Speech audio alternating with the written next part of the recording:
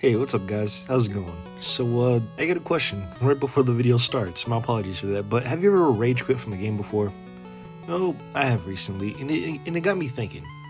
Games have gotten easier over time, especially the last generation, the PS4 and the Xbox One. A lot of games just seem to hold your hand a lot, and that can be a good thing or a bad thing, depending on how you think about it.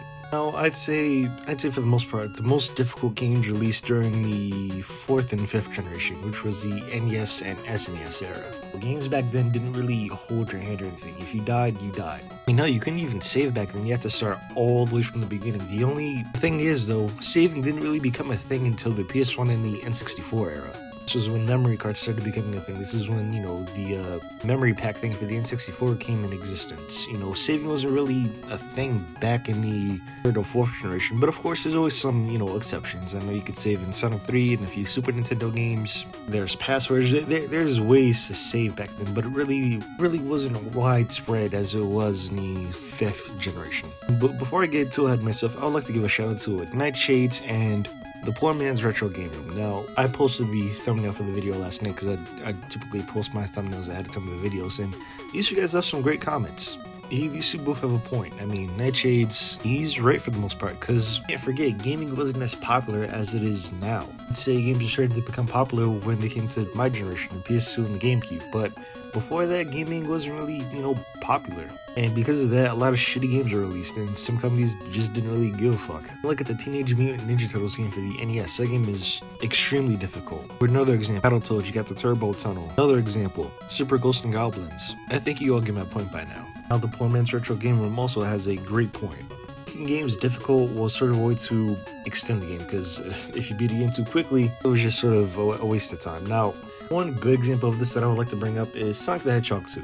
As you all may know, I recently had a Sega Genesis. I've been loving Sonic the Hedgehog 2, and right now, I can't get past the 3rd boss fight. What I want to say about this is, games back then made you practice. They made you practice everything. If you can't get past a certain stage, memorize the stages you did beforehand so you could get to the part where you suck at faster. Kind of think about it, it was like speedrunning before speedrunning existed. I mean, again, right now I'm stuck on the 3rd boss fight of Sonic the Hedgehog 2. I have to memorize Green Hill Zone, I have to memorize Chemical Plant Zone, and then when I get to the 3rd level, I mean, maybe this is my age talking, or maybe this is because I grew up with 3D games, but the 3rd Sonic level is really tough. And I kind of want to say this, but I feel like people my age and younger should try out the Sega Genesis and the SNES games, because these games will give you a kick in the ass. Excuse my language. Yesterday I basically rage quit Sonic the Hedgehog 2 because I couldn't get past, again, the 3rd boss fight. I feel like there's something to be said about old games being difficult. You enjoy them more, you get a lot more excitement, and I feel like games nowadays sort of emphasize story and everything else besides the gameplay. The gameplay is the last thing that modern games really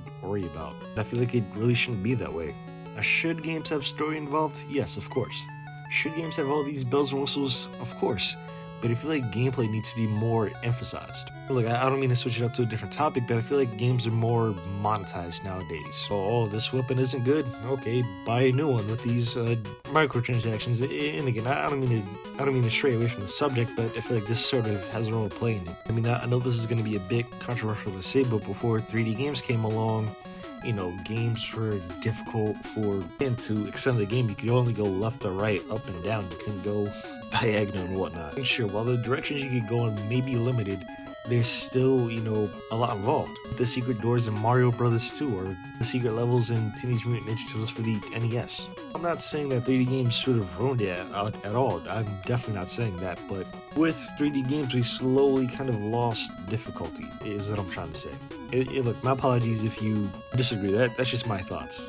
I'm sorry for reiterating this, but look at the early Mega Man series. Look at Mega Man 1, 2, 3, 4, 5, and 6. I can't get past the first level in Mega Man 1. Again, maybe that's my age talking, maybe it's because I grew up with 3D, I don't know. But the early Mega Man games are extremely difficult, and I like it that way. Anyway, though, guys, if you want to, like, subscribe, do whatever you want to do, nourish, and tell me down below, when was the last time you rage quit from the game?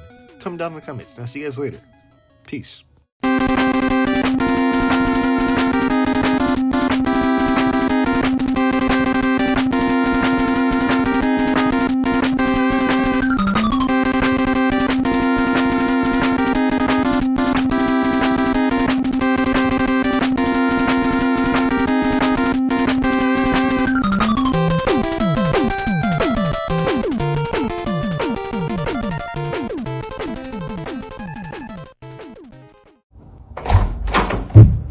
It's about drive.